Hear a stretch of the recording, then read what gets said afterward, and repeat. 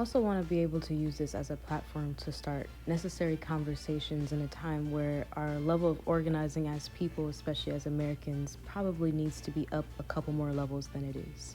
And radical, when I say that, from my perspective, is just really disruptive. I've just been told a lot that the thoughts that I have or the ideas I have are disruptive.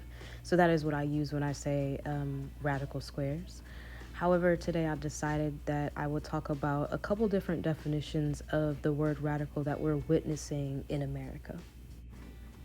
Being radical is defined as relating to the fundamental nature of something.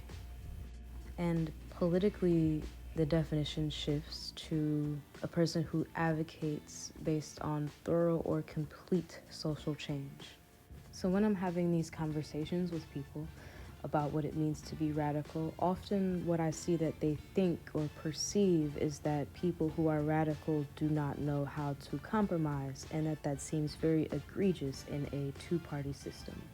So let's assess some versions of radical that we see evolving in America that can help us decide whether or not being radical is truly egregious or selfish.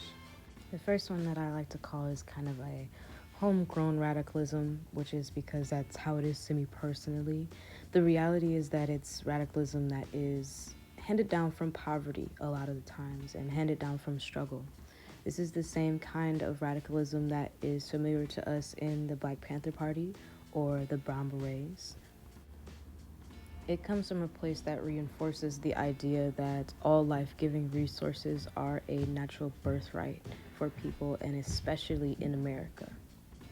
And this is a common leftist belief in our country.